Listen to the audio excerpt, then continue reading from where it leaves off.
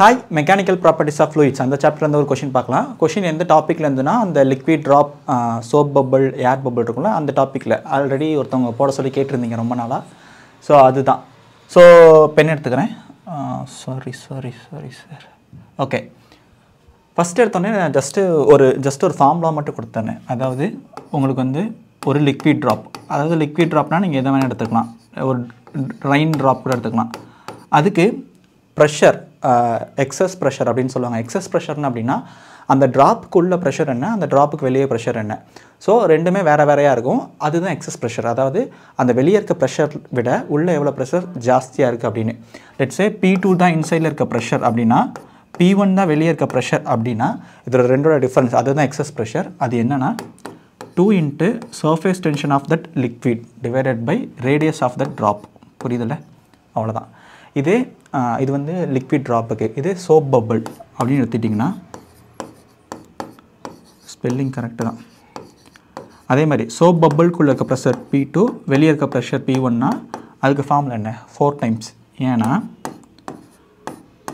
அதாவது இதுல ஜஸ்ட் உங்களுக்கு ஒரு டிராப் இருக்கும், வெளிய வந்து வேற மீடியம் இருக்கும், உள்ளுக்கார இன்னொரு மெட்டீரியல் இருக்கும் லைக் லிக்விட்.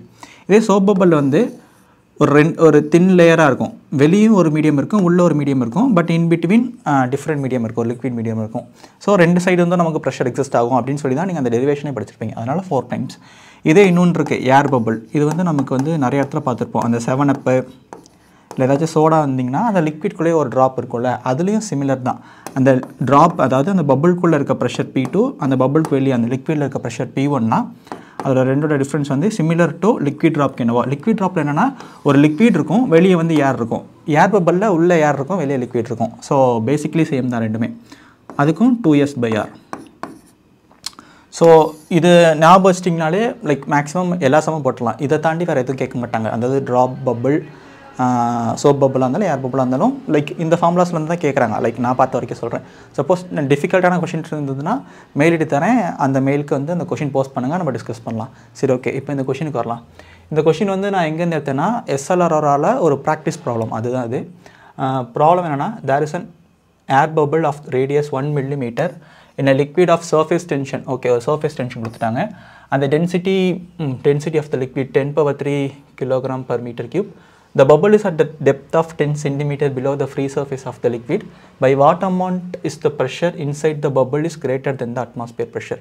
Actually இந்த மாதிரி ப்ராப்ளம் எனக்கு எகெயின் ரொம்ப பிடிக்கும். ஏன் ரொம்ப பிடிக்கும்னா ஜஸ்ட் ஒரே கான்செப்ட் வச்சு நீங்கள் ப்ராப்ளம் அப்ரோச் பண்ணணும் அப்படின்ற ஒரு கண்டிஷன் இல்லாமல் you have to know two ideas. ரெண்டு டிஃப்ரெண்ட் கான்செப்ட் வச்சு அதை மர்ஜ் பண்ணி சம்ஸ் இருந்தால் ரொம்ப பியூட்டிஃபுல்லாக இருக்கும். ஜேஇயில் மோஸ்ட் ஆஃப் த சம்ஸ் அப்படி தான் இருக்கும். பட் நீட்டில் பெரும்பாலும் அப்படி கேட்குறது இல்லைன்னு நான் நினைக்கிறேன். சரி, ஓகே. கொஷின்ஸ் வந்து நான் ஒரு டயக்ராமேட்டிக் ரெப்ரசன்டேஷனில் பண்ணுறேன். லெட்ஸே ஒரு கண்டெய்னர் இருக்குது. கண்டெய்னருக்கு வெளியே இங்கே அட்மாஸ்பியர் இருக்குது. ஸோ இந்த கண்டெய்னரில் ஐ கெஸ் 10 cm ஒரு டெப்த்தில் ஒரு ஏர் பபிள் இருக்குது. இப்போது இந்த ஏர் பபிள்குள்ளே இருக்க ப்ரெஷர் வந்து P2ன்னு வச்சுக்கலாம். அட்மாஸ்பியருக்கு வந்து நம்ம வழக்கமாக நோட்டேட் பண்ணுற டேர்ம் தான் P0.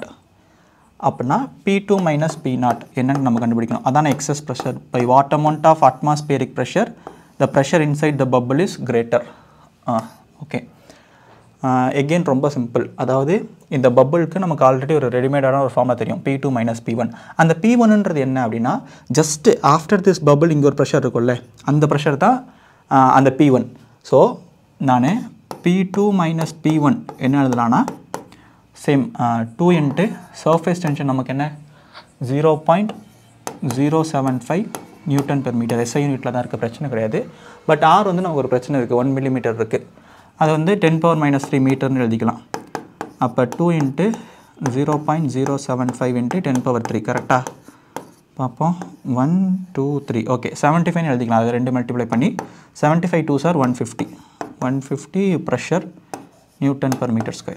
ஓகே, இது வந்து என்னென்னா P2 - P1. பட் நமக்கு தேவை என்னதுன்னா P2 - P0. இதுதான் நமக்கு தேவை. ஓகே, நெக்ஸ்ட்டு உங்களுக்கு பாஸ்கல்லா சம்திங். அதில் என்னென்னா ஒரு லிக்விடோட டெப்த்தில் என்ன ப்ரெஷர் அப்படின்னு தெரியும்.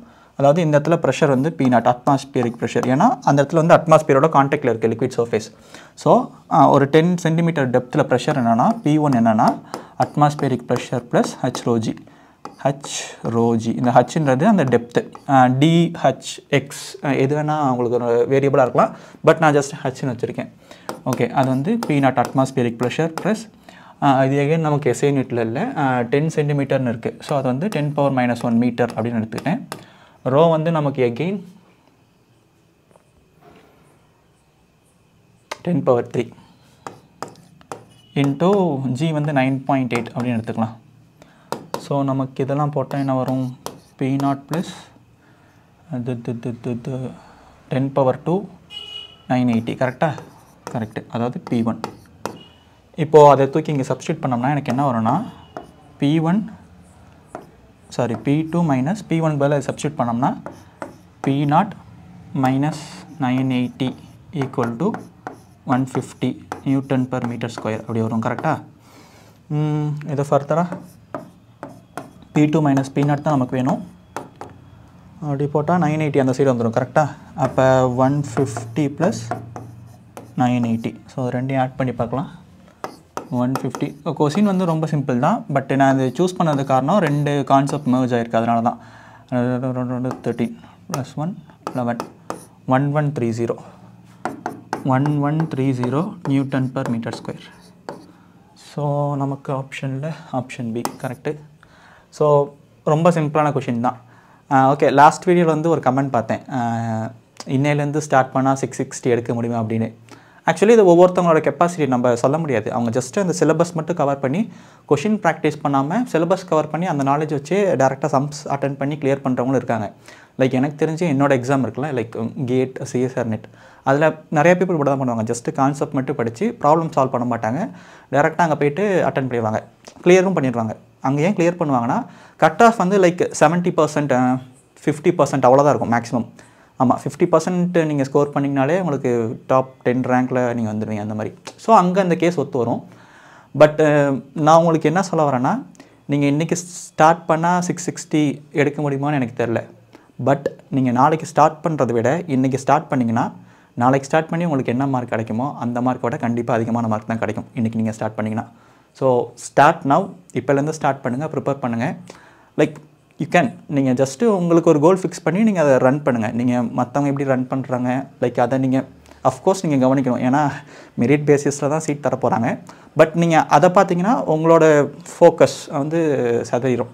ஸோ ஜஸ்ட் உங்கள் லைன் என்னவோ அதை பார்த்துட்டு ஓகே இன்றைக்கி இத்தனை பேஜஸ் படிக்கணும், இத்தனை ப்ராப்ளம் சால்வ் பண்ணணும், பயாலஜியில் இத்தனை சாப்டர் கம்ப்ளீட் பண்ணணுன்றதை மட்டும் உங்கள் கோலை ஃபிக்ஸ் பண்ணி நீங்கள் அதுக்கு ரன் பண்ணுங்கள். ஏன்னா ஸ்மால் ஸ்டெப்ஸ் தானே நமக்கு ஃபைனலாக நம்ம டாப்பில் கொண்டு போவோம். சரி, ஓகே, நெக்ஸ்ட்டு வந்து ஸ்க்ரூ கேஜ்லேருந்து ஒரு சம் வருது. நான் உங்களுக்கு சம் வேணால் இப்போ ரிவீல் பண்ணுறேன். ஸோ இதுதான் ரம்யா அப்படின்ற ஒருத்தவங்க நேற்று நம்ம கேட்டிருந்தோம் ஸ்க்ரூ கேஜ்லேருந்து ப்ராப்ளம்ஸ் வந்து அனுப்ப சொல்லி. அவங்க இந்த ப்ராப்ளம் அனுப்பியிருந்தாங்க. இந்த ப்ராப்ளம் வந்து நெக்ஸ்ட் வீடியோ ப்ராபப்ளி இன்றைக்கி 10 o'clock போஸ்ட் பண்ணுற மாதிரி நான் பார்க்குறேன். Okay, all the best of luck.